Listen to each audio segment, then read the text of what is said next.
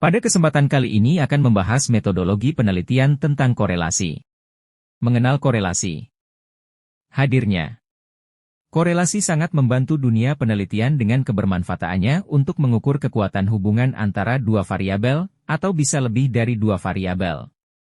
Korelasi adalah salah satu teknik analisis pengukuran asosiasi hubungan. Pengukuran asosiasi berkaitan dengan sekumpulan teknik dalam statistik bivariat untuk mengukur kekuatan hubungan antara dua variabel. Korelasi bernilai positif, maka semakin tinggi X pada umumnya akan diikuti oleh semakin tinggi Y dan sebaliknya semakin rendah X pada umumnya akan diikuti semakin rendah Y. Di sisi lain, korelasi negatif menunjukkan semakin tinggi X pada umumnya diikuti oleh semakin rendah Y dan sebaliknya. Semakin rendah X pada umumnya diikuti oleh semakin tingginya Y. Penting itu diketahui bahwa ada atau tidaknya korelasi tidak boleh disimpulkan sebagai ada atau tidaknya pengaruh. Jadi, adanya korelasi tidak boleh diartikan adanya hubungan sebab akibat. Bahkan ada pendapat yang memaknakan adanya korelasi positif sebagai pengaruh positif dan adanya korelasi negatif sebagai adanya pengaruh negatif. Hal demikian bukan saja tidak benar. Sebagai contoh, peneliti memaknakan karena ada korelasi antara motivasi dan prestasi belajar, maka dikatakan bahwa motivasi berpengaruh kepada prestasi belajar.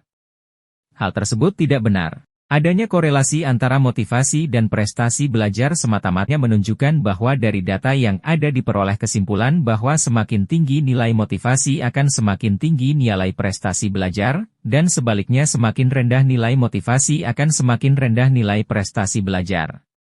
Jadi penarikan kesimpulan yang tepat ialah apabila ada siswa yang motivasinya tinggi, maka diprediksi bahwa siswa tersebut akan berprestasi tinggi. Asumsi-asumsi dasar korelasi ialah, kedua variabel bersifat independen satu dengan lainnya, artinya masing-masing variabel berdiri sendiri dan tidak tergantung satu dengan lainnya. Tidak ada penyebutan variabel bebas dan variabel tergantung. Data untuk kedua variabel berdistribusi normal. Data yang distribusi normal artinya data yang distribusinya simetris sempurna. Biasanya disebut berbentuk kurva Bell.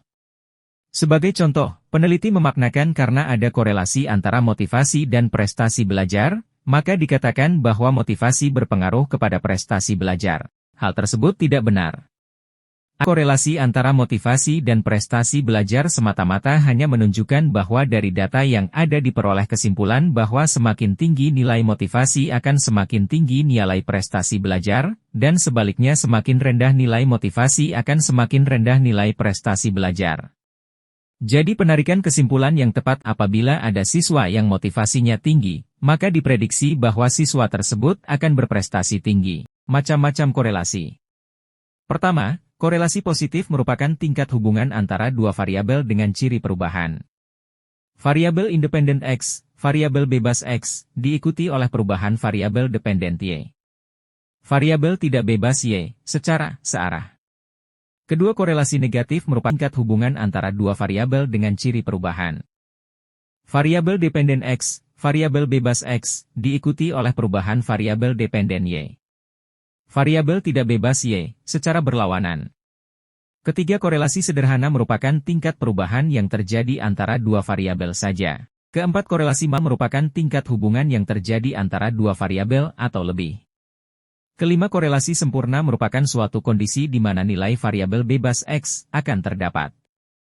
Pada setiap nilai variabel tidak bebas Y, keenam korelasi tidak sempurna merupakan suatu kondisi dengan korelasi antara dua variabel jika titik yang tersebar tidak terdistribusi tepat pada satu garis lurus saja.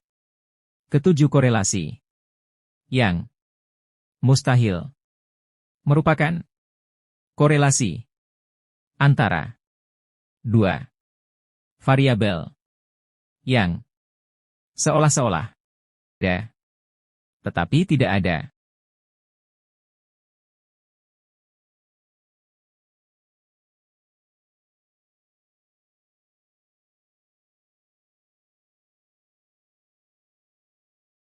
Sekian dan terima kasih. Jangan lupa untuk like, komen, share dan subscribe channel ini jika bermanfaat.